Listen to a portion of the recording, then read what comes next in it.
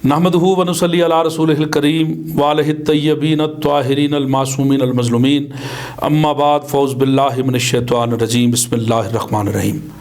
नाज़रीन, बरवक्त टीवी के प्रोग्राम बाब रहमत के साथ एक बार फिर आपका मेज़बान सैयद नवीद हैदर हाशमी हाज़िर खिदमत है। जैसा कि आप जानते हैं कि ये अय्याम मौला कायनात की शहादत के अय्याम हैं और हमारी कल भी गुफ्तगू हुई थी और आज भी हमारे साथ स्टूडियो में मुल्क की मुमताज़ शख्सियत शिया आलम दीन जनाब काबिल सद एहतराम सैयद मुबशर अली ज़ैदी अल नजफ़ी मौजूद हैं।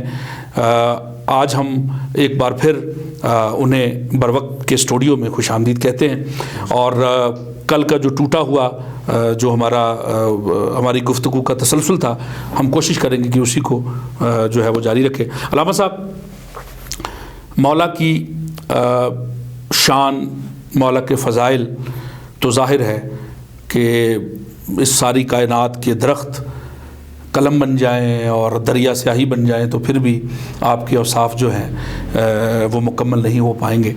लेकिन ज़ाहिर है एक फॉर्मेट है, तो उस हिसाब से आज मैं आपसे आज के इस प्रोग्राम का आगाज़ करना चाहूँगा जिस बात से, वो ये है कि सूरह कद्र में कि कुरान नाजिल हुआ आज की रात में, यानी शब कद्र की रात में कुरान को नाजिल किया गया। सवाल मेरा ये है कि कुरान बतदरीज नाजिल हुआ मुख्तलिफ़ अदवार में या एक ही रात में? क्योंकि कुरान कह रहा है कि हमने इस रात में कुरान को नाजिल किया, तो क्या अदवार में नाजिल किया या एक ही बार कुरान जो है वो नाजिल हुआ? यहाँ से शुरू करें। औज़ु बिल्लाहि मिनश शैतानिर रजीम, बिस्मिल्लाहिर्रहमानिर्रहीम, अल्हम्दुलिल्लाहि रब्बिल आलमीन, सुम्मा अस्सलातु वस्सलामु अला रसूलिहिल करीम व अहलि बैतिहित तय्यबीन अत्ताहिरीन। जिस सवाल के ज़रिए से आपने आगाज़ किया, परवरदिगार आलम ने कुरान मजीद में सूरह क़द्र का आगाज़ किया, बिस्मिल्लाहिर्रहमानिर्रहीम, इन्ना अंज़लनाहु फ़ी लैलतिल क़द्र। ये हू की जो ज़मीर है, मुफस्सिरीन का नज़रिया ये है कि ज़मीर लौट रही है कुरान की जानिब, यानी हमने कुरान को क़द्र वाली रात में यानी शब क़द्र में नाजिल किया। तो पहली आयत हुई सूरह दुखान, जिसको शब क़द्र में पढ़ा जाता है, तिलावत किया जाता है। उसमें फिर परवरदिगार आलम ने कहा कि इन्ना अंज़लनाहु फ़ी लैलतिन मुबारका, हमने इसको कुरान को मुबारक रात में नाजिल किया। फिर एक और जगह पर परवरदिगार आलम ने कहा शहर रमज़ान अल्लज़ी उन्ज़िला फ़ीहिल कुरान, ये रमज़ान वो महीना है जिसमें रोज़े फ़र्ज़ किए गए, ये नहीं कहा बल्कि ये रमज़ान वो महीना है कि जिसमें कुरान नाजिल किया गया। तो ये मैंने 3 मुख्तलिफ़ आयात के टुकड़े आपकी खिदमत में हदिया किए। जबकि हम देखते हैं कि कुरान मौका महल की मुनासबत से पर ख़त्मी मरतबत सल्लल्लाहु अलैहि वसल्लम के क़ल्ब पर नाजिल होता रहा और इसीलिए आप सूरों को मक्की कहते हैं, बाज़ को मदनी कहते हैं, कुछ आयात मक्की हैं, कुछ आयात मदनी हैं। और ये मेरे नबी का प्रोटोकॉल था, अगर मैं इसको वाज़े कर सकूं, ये मेरे नबी का प्रोटोकॉल था। इसलिए कि अगर आप गुज़िश्ता उम्मतों में देखें, मैं मिसाल दूं, ये कुरान में सबसे ज़्यादा तज़किरा पाया जाता है हज़रत मूसा अलैहिस्सलाम का। उन्हें भी तौरात लेने के लिए कोहे तूर पे जाना पड़ा। पहले 30 दिन के लिए बुलाया, फिर 10 रोज़ को बढ़ा दिया गया। तो हज़रत मूसा को भी तौरात लेने के लिए कोहे तूर पे जाना पड़ा। लेकिन सरकार रिसालत में आप जहाँ पर थे वहीं पर आयत आई, जहाँ पर मौजूद रहे वहीं पर आयत आई। रसूल अगर मैदान में है तो आयत मैदान में आएगी, रसूल सफ़र में है तो आयत सफ़र में आएगी, रसूल मक्के में है तो आयत मक्के में आएगी, रसूल मदीने में है तो आयत मदीने में आएगी, रसूल मस्जिद में है तो आयत मस्जिद में आएगी, रसूल मिंबर पे हैं तो आयत मिंबर में आएगी, रसूल घर में है तो आयत घर में आएगी, रसूल चादर में है तो आयत चादर में आएगी। तो ये मेरे नबी का प्रोटोकॉल है, ये मेरे नबी की तौक़ीर है कि परवरदिगार आलम ने ये नहीं किया कि पैगम्बर ख़त्मी मरतबत को कुरान लेने कहीं जाना पड़ा हो। पैगम्बर अकरम जहाँ पर मौजूद हुए वहीं पर वही का नुज़ूल शुरू हुआ। तो अच्छा क़िबला, इधर ही से हम इसको जो है वो कंटिन्यू करेंगे, आप अपनी बात को कंटिन्यू रखेंगे। जो लोग कहते हैं कि रसूल मोहम्मद मुस्तफ़ा हम जैसा, जो लोग ये कहते हैं, समझते हैं कि मोहम्मद मुस्तफ़ा बशर थे, यही कुरान अल्लाह कह रहा है कि अगर मैं इस कुरान को पहाड़ों पर नाज़िल करता तो पहाड़ रेज़ा रेज़ा हो जाते। सूरह हशर क्या, तो वो कुरान आप मोहम्मद सल्लल्लाहु अलैहि वसल्लम के दिल पे नाज़िल हुआ, तो फिर हम जैसे तो ना हुए। बिल्कुल ऐसे ही जी। कुल इन्नमा अना बशरुम मिस्लुकुम यूहा इलैया, इस आयत से इस्तिदलाल किया जाता है। देखें, हमेशा जब आधे टुकड़े से इस्तिदलाल किया जाएगा تو وہ آدھے ٹکڑے سے استدلال خطا اور نسیان کا سبب بنے گا اور بلکہ وہ ہلاکت میں ڈالے گا پوری قوم کو. وجہ اس کی یہ ہے, مثال دوں میں آپ کو, لا تقربوا الصلاۃ وانتم سکارا, قرآن میں آیت موجود ہے کہ لا تقربوا الصلاۃ وانتم سکارا, نماز کے قریب نہ جاؤ. تو اگر کوئی اتنے ٹکڑے سے استدلال کر لے, نکال لے, تو کیا وہ اس کا استدلال صحیح ہوگا؟ تمام مسالک, تمام فرقے اسلامیہ اس بات پر متفق ہیں, اجماع ہے سب کا, اس کا استدلال قطعاً درست نہیں. اور اس نے اگر نماز کا انکار کیا اور وہ بھی قرآن کے ذریعے سے, تو اس نے, اس کا مطلب ہے قرآن کا بھی انکار کیا, اس نے نماز کا بھی انکار کیا. اور جب ظاہر ان دو چیزوں کا انکار کیا تو اس نے گویا ختمی مرتبت صلی اللہ علیہ وآلہ وسلم کا انکار کیا, ان کی صداقت کا انکار کیا, اور یہ انکار پھر وحی کے انکار پہ مرتبط ہوگا, اور وہ وحی کا انکار خدا کا انکار بن جائے گا. تو یہ سلسلے وار انکار بن جائیں گے. تو آیت مکمل نہیں ہوئی, استدلال مکمل نہیں ہوا, لا تقربوا الصلاۃ پہ آ کے آیت نہیں رکی, وانتم سکارا, جب تم نشے کی حالت میں ہو. یہ بیچ میں سے اڑا دیا, یہ اگر کوئی بیچ میں سے اڑا دے تو کیا استدلال درست ہو جائے گا؟ ہر صاحب عقل و دانش یہ کہے گا کہ نہیں, استدلال درست نہیں ہے. بلکہ کہا جا رہا ہے, یعنی نشہ ایک بری چیز ہے, اس میں کہا جا رہا ہے کہ تم جب تمہاری عقل ہی سالم نہیں ہے, جب تم عقل و ہوش کے ناخن نہیں لے رہے ہو, تو جب تمہاری عقل اس قابل نہیں ہے تو خالق عقل کی بارگاہ میں کیسے حاضر ہو رہے ہو؟ تو اس کا مطلب ہے کہ نشے کی حالت میں قریب نہ جانا نماز کے. تو یہ آدھا ٹکڑے کا استدلال ہوا. اب آیت کی طرف آئیے. پروردگار عالم نے قرآن میں آیت رکھی, انا بشر مثلکم, میں تمہارے جیسا بشر ہوں, یوحا الیہ, مگر مجھ پر وحی آتی ہے. اب میں آپ کو بتاؤں اس ٹکڑے کو سمجھانے کے لیے میں اسی جانب آ رہا ہوں. میں اگر تھوڑا سا اگر وقت ہو تو میں اس کو تھوڑا سا ایکسپلین کرنا چاہوں گا, اس لیے کہ یہ پھیلتا چلا جائے گا وغیرہ. دیکھیے, جب علم منطق وغیرہ میں اگر آپ دیگر, پروردگار عالم نے مختلف اجناس بنائی, جمادات بھی ہیں, نباتات بھی ہیں, حیوانات بھی ہیں, انسان بھی ہیں. ٹھیک ہے, پروردگار عالم نے کسی کو کسی کے برابر قرار نہیں دیا. بھائی جمادات سے افضل نباتات ہیں, نباتات سے افضل حیوانات, حیوانات سے افضل انسان ہے, یہ مسلم بات. جمادات کیا ہیں؟ جسم رکھتا ہے مگر نمو نہیں کرتا. تو کوئی نباتات یہ آ کر نہیں کہتا کہ ہم جمادات جیسے, یا جمادات ہم جیسا.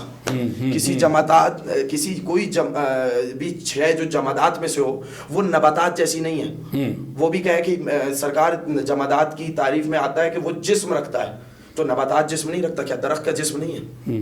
کیا درخت کا جسم نہیں ہے؟ درخت کی حیت نہیں ہے, بالکل درخت کی حیت ہے.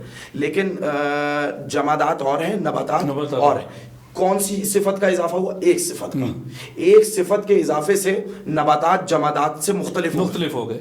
وہ صفت کیا تھی؟ نمو کی, بڑھنے کی, کہ گرو کرنے کی. کہ جمادات گرو نہیں کرتے, پتھر اتنا ہی ہے, 100 سال پہلے جتنا تھا وہ 100 سال بعد بھی اتنا ہی رہے گا, وہ 200 سال بعد بھی اتنا رہے گا, وہ صدی بعد بھی اتنا ہی رہے گا. لیکن درخت نمو پاتا ہے. آپ نے پودا لگایا, وہ بن کے درخت بن گیا, تو نمو پا رہا ہے یا نہیں پا رہا؟ یا نمو آ گئی. تو جمادات اور ہوئے, نباتات اور ہوئے. اب نباتات اور حیوانات میں کیا فرق ہے؟ حیوانات کی تعریف کریں تو حیوان کی تعریف میں آئے گا کہ یہ ایسا جسم ہے جو نمو کرنے والا ہے اور متحرک بالارادہ ہے, اپنے ارادے سے حرکت کرتا ہے. یہ ایک ٹکڑے کا اضافہ ہو گیا. ایک ٹکڑے نے کس چیز کو, ایک صفت نے حیوانات اور نباتات میں فرق کر دیا. وہ ٹکڑا کیا ہے؟ متحرک, اپنے ارادے سے حرکت کرنے والا ہے. حساس متحرک بالارادہ, یعنی اپنے ارادے سے حرکت. جب ظاہر حواس رکھے گا تو اپنے ارادے سے حرکت کرے گا. نباتات اپنے ارادے سے حرکت نہیں کر سکتے. درخت چل کے نہیں آئے گا, درخت جھکے گا نہیں, اور اگر درخت چل کے آ جائے تو یہ معجزہ کہلائے گا. اور جو معجزہ کرے یہ والا, وہ معجز نما ہو جائے گا. سبحان اللہ. وہ صاحب اعجاز شخصیت ہوگی. سبحان اللہ. وہ صاحب اعجاز کہلائے گا. تو کہنے کا مطلب یہ ہے کہ نباتات میں ایکوالٹی نہیں ہے کہ وہ اپنے ارادے سے حرکت کریں. اب آگے بڑھیے. تو ایک فرق نے حیوانات میں اور نباتات میں گنجائش اور فرق ڈالا. اب نہ نباتات حیوانات جیسے, نہ حیوانات نباتات جیسے. آج ایک اسٹیپ اور آگے بڑھیے. انسان کی تعریف میں کیا ہے؟ انسان کی تعریف بھی یہیں سے شروع ہوئی, اور اس میں آیا کہ جسم رکھتا ہے, نمو کرنے والا ہے, حساس ہے, متحرک بالارادہ ہے, لیکن اگلے سلیم دے. لیکن ایک چیز نے فرق کر دیا. وہ کیا ہے؟ کہ ناطق ہے, یعنی کیا مطلب؟ عقل رکھنے والا. عقل رکھنے والا ہے. اس عقل نے حیوان میں اور انسان میں فرق کر دیا. اب اگر کسی بھی انسان کو کہے کہ آپ حیوان ہیں تو وہ برا مان جائے گا. بھائی آپ برا کیوں مانیں؟ آپ میں بھی جسم ہے، حیوان میں بھی جسم ہے. آپ بھی نمو کرتے ہیں، حیوان بھی نمو کرتا ہے. آپ بھی ارادے سے حرکت کرتے ہیں، حیوان بھی ارادے سے حرکت کرتا ہے. فوراً کہے گا صاحب کہ میرے پاس عقل ہے، حیوان کے پاس عقل نہیں. اب یہی فرق ہم میں اور ختمی مرتبت میں ہے کہ ہمارے اوپر وحی نہیں آتی، ان کے اوپر وحی آتی ہے. بہت سے لوگ کہیں گے صاحب اس سے کیا ہوا؟ ہمارا جتنا علم ہے، دیکھیں عقل کب آتی ہے؟ عقل جو آپ کا علم ہوتا ہے اسی سے مقدمات بناتی ہے اور پھر نتیجہ لیتی ہے. یہ عقل کا کام ہے. لیکن ہمارے جتنے بھی مقدمات ہیں وہ یقینی نہیں ہیں، اس لیے کہ ہمارا علم حتمی نہیں ہے. لیکن جب وحی آئے گی تو کوئی علم غلط نہیں کہہ سکتا کہ پیغمبر اکرم پہ جو علم آ رہا ہے، یہ پیغمبر اکرم کا جو علم ہے، جو رابطہ ہے پروردگار عالم کی جانب سے، پیغمبر اکرم ہر چیز کی حقیقت سے واقف ہوں گے. کیونکہ جو حقیقت ہے وہ وما ينطق عن الهوى ان هو الا وحی یوحی، یہ اپنی خواہش سے نہیں بولتا، یہ وہی بولتا ہے جو وہی ہوتی ہے. تو پیغمبر اکرم کی زبان و بیان پہ کس کا پہرا آ گیا؟ وحی کا.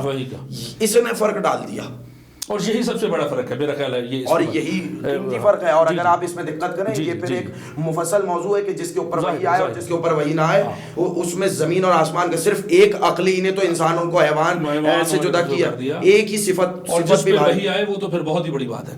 اچھا، پھر اسی رسول نے جو ناطق قرآن ہے، میں سمجھ جو ناطق قرآن ہے، اسی رسول نے کہا کہ اولنا محمد، اوسطنا محمد و آخرنا محمد.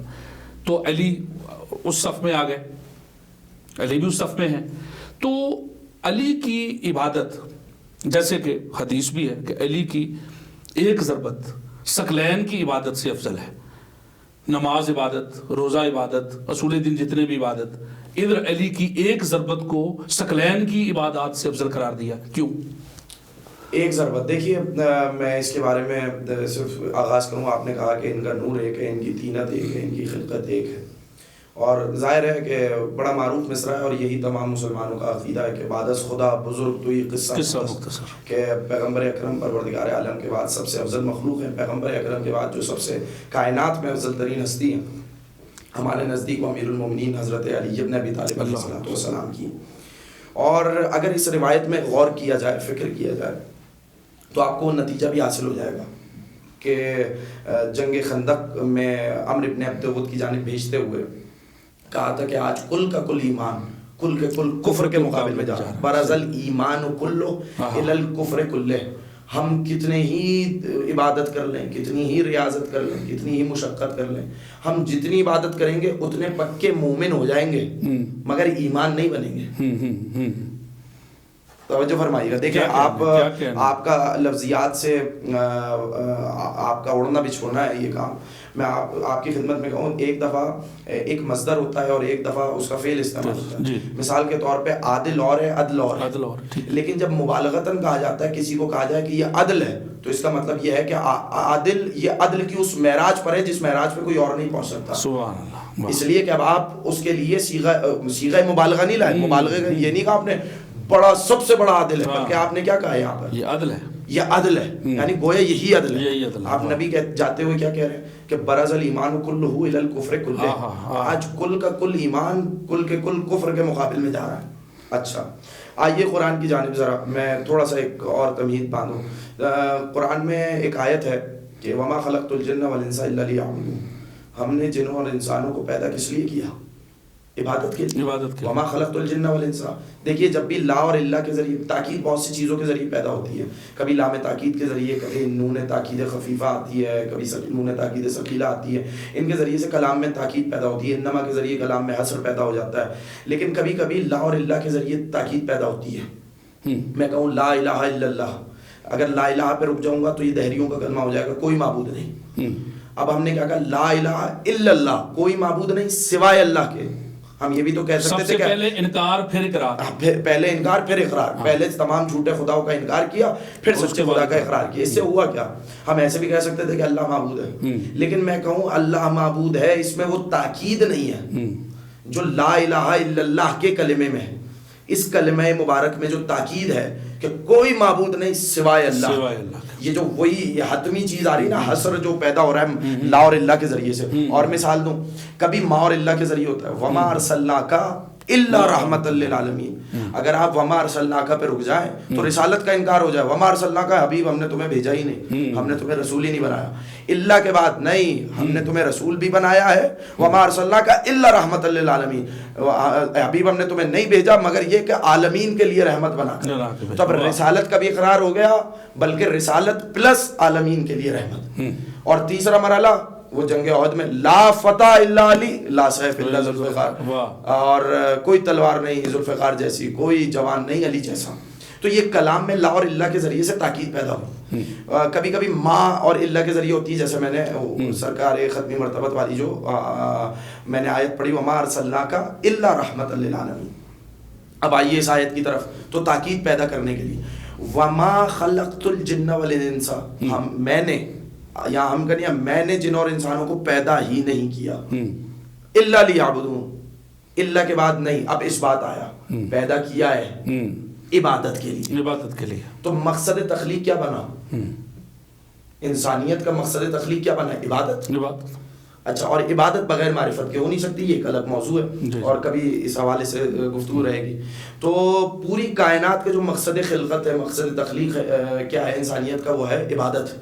اور آج رسول خدا صلی اللہ علیہ وسلم نے مراد جنگ خندق میں جب امیر المومنین نے ایک ضربت ماری ہے تو کہا ضربت علی یوم الخندق افضل من عبادت الثقلین. آج علی کی ایک ضربت ثقلین کی عبادت سے افضل ہے. انسان کا مقصد تخلیق ہے عبادت، اور پوری کائنات کی عبادت بھی علی کی ضربت کا مقابلہ نہیں کر پا رہی. کیا کہنا ہے، واہ واہ. انسان کو کیوں بنایا؟ عبادت کے لیے. انسان کا مقصد تخلیق کیا ہے؟ عبادت. بلکہ میں یہ جملہ بدل دیتا ہوں، یعنی آج علی پورے انسانیت کا بھرم رکھ رہے ہیں. آج علی پوری انسانیت کا بھرم رکھ رہے ہیں، اس لیے کہ آج علی اس مقصد کو پورا کر رہے ہیں کہ جس کے لیے انسانیت کو پیدا کیا گیا تھا، وہ ہے عبادت. اور اچھا، کمال اور عجیب بات یہ ہے کہ مثال کے طور پہ کوئی شخص ہے جو راتوں کو جاگ کر نمازیں پڑھ رہا ہے. مثال کے طور پہ بنی اسرائیل میں بہت سے لوگوں نے یہ آیت ہے نا سورہ قدر کی بھی، میں ابھی اس جانب بھی آؤں گا کہ لیلۃ القدر خیر من الف شہر، کہ ایک رات 1000 مہینوں سے بہتر ہے. شب قدر کی ایک رات 1000 مہینوں سے بہتر ہے. اچھا، یہ نہیں کہا کہ 1000 راتوں سے بہتر ہے، 1000 مہینوں سے بہتر ہے. اب آپ کاؤنٹ کر لیجئے گا، قریباً 80 سال بنتے ہیں. 80 سال سے زیادہ، یعنی ایک پوری عمر بھی آج کل کے دور میں تو 80 سال بھی کسی کی ہوتی ہے، کسی کو نصیب ہوتی ہے. تو کہنے کا مقصد یہ ہے کہ اتنی عمریں ہوتی ہیں اور وہاں ایک رات 80 سال سے زیادہ ہے. اور یہ جا کے شان نزول دیکھیے گا اس آیت کا کہ بہت سے لوگوں نے، پیغمبر اکرم نے کہا کہ بنی اسرائیل میں ایک ایسا شخص تھا کہ جس نے 80 سال خدا کی عبادت کی اور اس نے کوئی گناہ نہیں کیا، صرف عبادت کرتا رہا. تو اصحاب نے کہا کہ کاش ہمیں بھی ایسی فرصت اور ایسی عبادت نصیب ہوتی کہ ہم بھی پروردگار عالم کی اتنے عرصے عبادت کر سکتے. تو یہ آیت نازل ہوئی کہ یہ ایک رات، شب قدر کی ایک رات 1000 مہینوں سے بہتر ہے. یعنی ان کی 80 سال کی عبادت اور تمہاری اس ایک رات کی عبادت برابر ہو گئی، بلکہ افضل ہو گئی ہے. لیلۃ القدر خیر من الف شہر. کبھی دوسری روایت میں کہ بنی اسرائیل کا ایک شخص تھا جس نے 1000 ماہ تک زرہ نہیں اتاری، یا جنگ پہ رہا یا جنگ کے لیے آمادہ رہا. تو میرا صاحب نے عرض کی کہ کاش یہ سعادت ہمیں بھی نصیب ہوتی. تو پھر یہ آیت آئی کہ تم اس ایک رات میں عبادت کر لو، تمہاری 80 سال کی عبادت سے بہتر ہے. کہنے کا مقصد یہ تھا کہ وہ 80 سال عبادت کر رہے ہیں. یہ بھی جاگ کے پوری رات شب قدر میں تمام مسلمان عبادت کرتے ہیں، ہم سمیت. خدا سب کو توفیق نصیب کرے اس رات میں جاگ کر احیا کرنے کی، اس رات کا شب بیداری کرنے کی، عبادت الہی میں بسر کرنے کی، رکوع، قیام، سجود، تسبیحات، تحلیلات، ذکر، اذکار، قرآن مجید کی تلاوت کرنے کی سب کو توفیق دے. کہنے کا مقصد ذرا تھوڑا سا ترجمہ آگے چلائیں اس کا، اسی لیلۃ القدر خیر من الف شہر.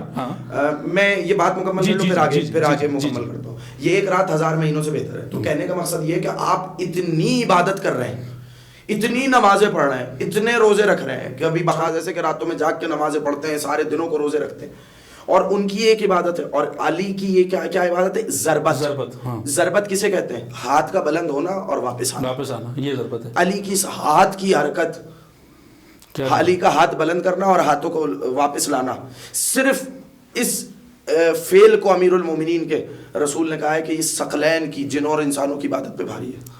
تو یقیناً کوئی نہ کوئی پیچھے ایک ایسی صفت ہونی چاہیے جس کی وجہ سے یہ ضربت، یہ ہاتھ کا اٹھانا اور واپس کرنا ثقلین کی عبادت پہ بھاری بن جائے. تو اس کا مطلب ہے ماننا پڑے گا کہ کوئی شخص پوری زندگی سجدے میں پڑا رہے مگر اس کے پاس وہ خلوص نہیں ہوگا جو امیر المومنین حضرت علی ابن ابی طالب کے پاس. سبحان اللہ سبحان اللہ ماشاء اللہ. اچھا جی یہی پھر آگے تنزل الملائکۃ والروح فیہا بإذن ربہم من کل امر سلام ہی حتی مطلع الفجر. اس کا ترجمہ کیجیے گا ذرا. تنزل الملائکۃ والروح، ملائکہ نازل ہوتے ہیں اور ہوتے رہیں گے، روح نازل ہوتی ہے اور ہوتی رہے گی. تنزل الملائکۃ والروح فیہا یعنی صراط، اللہ کے اذن سے. تنزل الملائکۃ والروح فیہا بإذن ربہم، اپنے رب کے اذن کے ساتھ آتے ہیں، من کل امر، امر لے کر آتے ہیں. امر. ابھی میرا سوال یہ ہے کہ اللہ فرشتوں کو، ملائک کو بھیج رہا ہے، کیا دے کر؟ امر دے کر. تو امر آتے کہاں ہیں؟ عرش سے زمین پر. تو کوئی زمین پہ امر وصول کرنے والا ہوگا؟ بالکل ایسا ہی ہے. میں اس کو مکمل کروں. وہ کون ہے؟ میں اس کو مکمل کروں. میں اسی بات پہ آ جاتا ہوں، اور اگر اجازت دیں تو میں پچھلا ٹکڑا جو رہ گیا تھا میں اس کو مکمل کر کے میں اس بات کا جواب دے دیتا ہوں. اور وہ ٹکڑا جو آپ کا پہلا سوال تھا وہ یہ کہ قرآن کے نزول کے حوالے سے تو ہماری گفتگو یہاں تک پہنچی کہ اتنا سب کے ذہنوں میں ہے کہ اگر جو نزول قرآن ہے اگر اس کو محل نزول اور شان نزول اگر اس کا ہٹا دیا جائے تو یقیناً بہت سے معانی کی واقعیت کھو جائے گی. کیا کہنا ہے؟ بہت سے معانی میں واقعیت نہیں رہے گی، اس لیے کہ وہ آیات کسی خاص محل پر، کسی خاص موقع پر نازل ہوئی ہیں. تو اس کے لیے سب کا اتفاق ہے اور سب کا وجدان گواہی دے گا کہ قرآن 23 برس کے عرصے میں نازل ہوا. اب اللہ نے کہا، قرآن میں کہا کہ ہم نے اس کو شب قدر میں نازل کیا.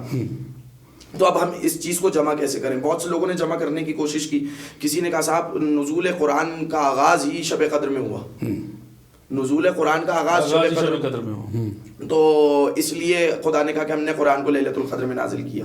لیکن اللہ نے یہ نہیں کہا کہ ہم نے قرآن کے نزول کی ابتدا شب قدر میں کی یا قرآن کا کچھ حصہ شب قدر میں نازل کیا. اللہ نے کہا کہ ہم نے قرآن کو شب قدر میں نازل کیا.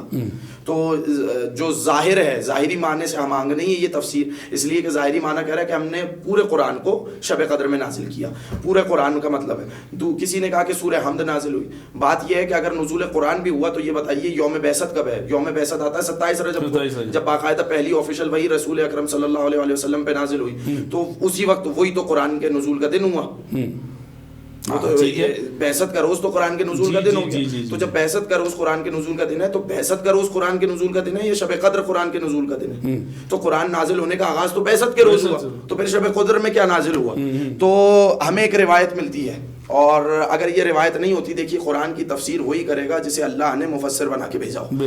جو اور یقین جانیے کہ اگر اہل بیت نہ ہوتے تو اس مسئلے کا کوئی خاطر خواہ حل نہیں کر پاتا. کہ اور یہ روایات سورہ دخان کے ذیل میں بھی امام باقر، امام صادق، امام کاظم تینوں سے مختلف الفاظ کے ساتھ یہ روایت وارد ہوئی ہیں کہ یہ رات کون سی ہے، انا انزلناہ فی لیلۃ القدر. تو انہوں نے ایک جملہ کہا کہ پروردگار عالم نے قرآن کے 2 نزول رکھے شب قدر میں. 2 نزول کون سے؟ ایک نزول کو نزول دفعی کہتے ہیں اور ایک نزول کو نزول تدریجی کہتے ہیں. دفعتاً نازل ہونا، یکدم نازل ہونا، ایک ساتھ نازل ہونا، مکمل ایک ساتھ نازل ہوا. تدریجاً آہستہ آہستہ نازل ہوا. کہ قرآن کے 2 نزول ہیں. پروردگار عالم نے لوح محفوظ سے بیت معمور پر جب قرآن کو نازل کیا وہ شب قدر میں نازل کیا، اور بیت معمور سے جو قلب مصطفیٰ پہ جو نازل کیا وہ تدریجاً نازل کیا. وہی کیا کہنے ہیں، سبحان اللہ. اسے کہتے ہیں کہ نزول قرآن، دونوں نزول قرآن آ گئے، یعنی ایک قرآن کا نزول دفعی ہے، ایک تدریجی ہے. وہی قرآن جو الحمد کی جو بسم اللہ الرحمن کی بات سے لے کر والناس کی سین تک ہے، وہی قرآن 2 مرتبہ نازل ہوا. ایک مرتبہ لوح محفوظ پر سے لے کر سے بیت معمور پر، اور دوسری مرتبہ بیت معمور سے قلب مصطفیٰ پر. اور بعض روایات میں یہ ملتا ہے کہ لوح محفوظ سے قلب مصطفیٰ پر یکدم بھی نازل ہوا اور پھر بتدریج موقع اور مناسبت سے نازل ہوا. اب میں آگے آپ کے دوسرے سوال کو مکمل کروں. کہ جو فرشتے آتے ہیں اللہ کا امر لے کر، تنزل الملائکۃ والروح فیہا بإذن ربہم من کل امر. پہلے یہ بات ذہن نشین کر لیجئے، تنزلوا ہے مضارع کا صیغہ. ہماری زبان میں جیسے ہم اردو زبان کہتے ہیں، اس میں ماضی ہے، حال ہے اور مستقبل. ماضی کے لیے الگ جملہ ہے، حال کے لیے الگ استعمال کرتے ہیں الفاظ، مستقبل کے لیے الگ استعمال کرتے ہیں. عربی زبان میں ماضی کے لیے ماضی کا صیغہ استعمال ہوتا ہے، لیکن مضارع اس کو کہا جاتا ہے جس میں حال اور استقبال دونوں شامل ہوں، جس میں حال اور استقبال دونوں آ جائیں. اب پروردگار عالم نے یہ نہیں کہا کہ نازل ہوا، بلکہ استعمال کیا مضارع کا صیغہ، تنزل الملائکۃ والروح، یعنی ملائکہ اور روح امر الہی لے کر خدا کی اجازت سے نازل ہوتے ہیں اور ہوتے رہیں گے۔ اب میرا سوال یہ ہے کہ جب تک رسول اکرم صلی اللہ علیہ وآلہ وسلم موجود ہیں تو امر الہی ان کے پاس آ رہا ہے، کیا کہنا ہے، امر الہی ان کے پاس آ رہا ہے۔ لیکن یہ بتائیے کہ پیغمبر اکرم صلی اللہ علیہ وآلہ وسلم کے اس دنیا سے تشریف لے جانے کے بعد یہ امر الہی کس کے پاس آئے گا؟ ظاہر ہے کوئی محمد، امر بھیجنے والا اللہ، ہاں، لانے والے فرشتے، امر آ کس کے، اچھا امر ہے لوگوں کی تقدیر، اور قرآن کسی خاص زمانے کے لیے نہیں ہے، کسی خاص وقت کے لیے نہیں ہے، قیامت تک کے لیے۔ تو جب قیامت تک کے لیے یہ صیغہ گواہی ہے، اس کا مطلب ہے کوئی ہے، یہ صیغہ گواہی دے رہا ہے تنزلوا کا کہ قرآن یہ ملائکہ اور روح نازل ہوتے ہیں اور نازل ہوتے رہیں گے۔ لے کر کیا آتے ہیں؟ امر لے کر آتے ہیں۔ تو اب بھیجنے والا اللہ ہے، لانے والے فرشتے ہیں، آنے والا امر ہے، تو ضروری ہے کہ امر کے لیے کوئی اولل الامر موجود ہو، کیا کہتے ہیں، واہ واہ، کوئی اولل الامر موجود ہو جس کے پاس فرشتے آئیں یہ امر الہی لے کر، سبحان اللہ، واہ، وگرنہ یہ آیت تشنہ مفہوم رہ جائے۔ تو مکمل کرے اولل الامر کا بھی بتائے تاکہ لوگوں کو، میں بس میری اور آپ کی تو کیا بات ہے، لوگوں کو بھی ذرا، جی میں بالکل ہدیہ کروں آپ کی خدمت میں کہ پروردگار عالم نے قرآن مجید میں 3 اطاعتیں رکھی ہیں، 3 اطاعتیں رکھی، اللہ اور اس کے رسول کی، اطیعوا اللہ و اطیعوا الرسول و اولی الامر منکم، واہ، اللہ کی، اس کے رسول کی اور اولی الامر کی اطاعت کرو۔ تو حاکم وقت کا ایسے ہی یہ کیا کہ جو حاکم وقت ہے، میں آپ سے عرض کرتا ہوں، اب 3 اطاعتیں، یعنی اس کا مطلب یہ ہے کہ اچھا پروردگار عالم اگر کہہ دیتا کہ میری اطاعت کرو تو کافی تھا، نہیں، رسول کی اطاعت کرو۔ اس کا مطلب یہ ہے کہ رسول کی اطاعت خدا کی اطاعت ہے، خدا کی اطاعت، بھائی اطاعت کیا ہے، کون کرے گا؟ جو میں آپ کی اطاعت کب کروں گا؟ جب آپ کی بات سنوں گا۔ اللہ کی بات تو پہنچی رسول کے ذریعے سے رہی ہے، جب میں آپ کے اعمال اور افعال کو دیکھوں گا، پروردگار عالم کو تو کوئی دیکھ ہی نہیں رہا، تو اب رسول کے عمل کو دیکھو، عمل کرتے چلے جاؤ، رسول کی بات سنو، اس کی پیروی کرتے چلے جاؤ۔ اچھا، تو اس کا مطلب یہ ہے کہ جو رسول کا عمل ہے وہ خدا کا عمل ہے۔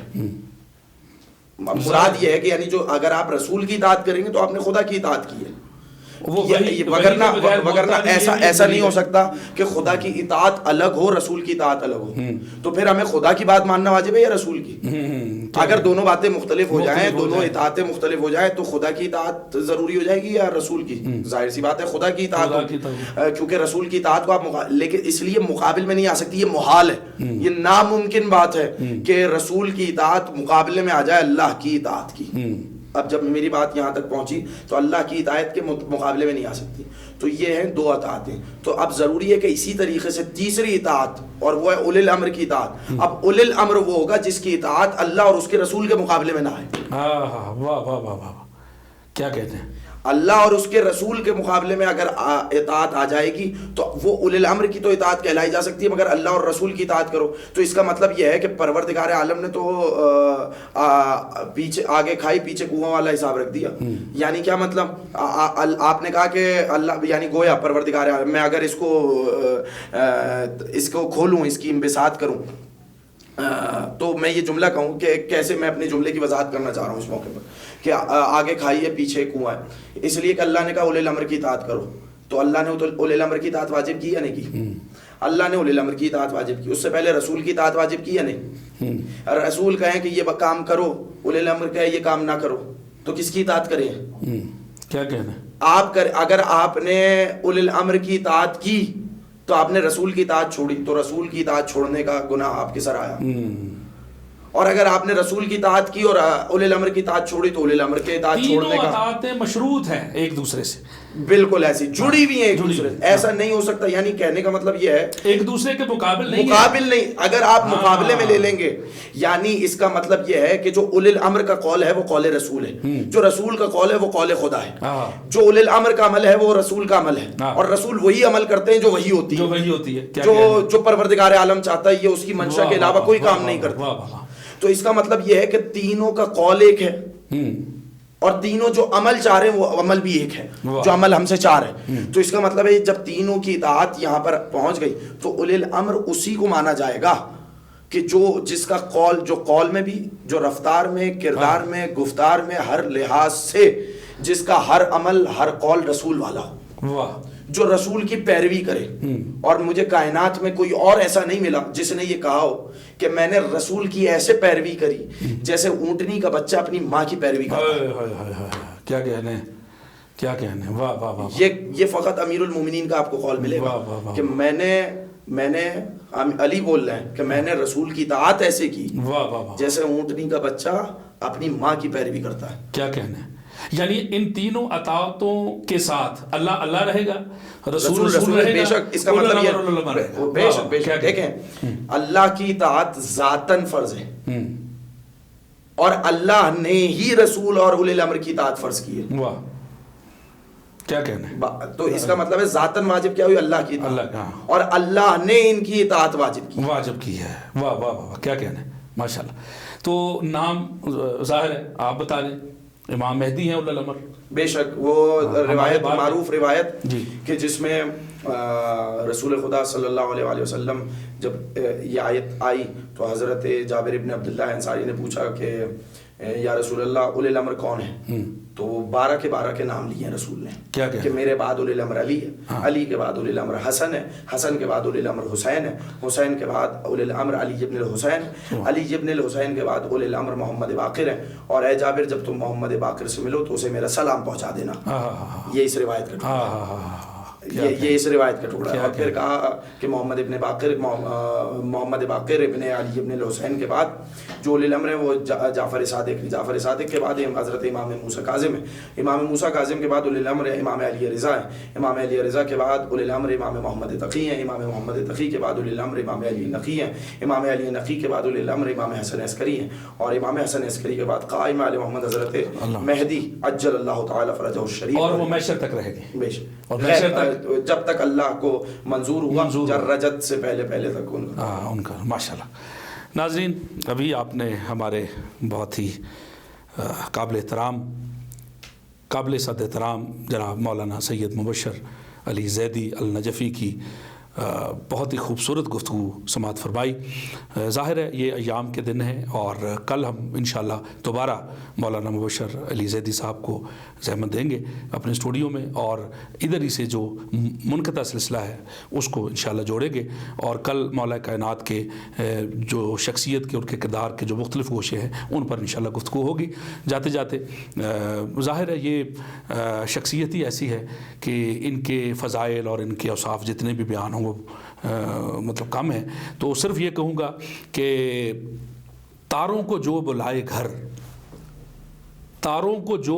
گھر سورج ہو جس کے ہاتھ میں، تاروں کو جو بلائے گھر سورج ہو جس کے ہاتھ میں، رب نے یہ وصف رکھے ہیں مولا علی کی ذات میں. پردے کے پیچھے جو بھی ہو لیکن وہ ہاتھ اس کا تھا، پردے کے پیچھے جو بھی ہو لیکن وہ ہاتھ اس کا تھا، مولا علی کا ہاتھ ہے مومن تیری نجات میں. سید نوید حیدر ہاشمی کو اجازت دیجیے. فی امان اللہ.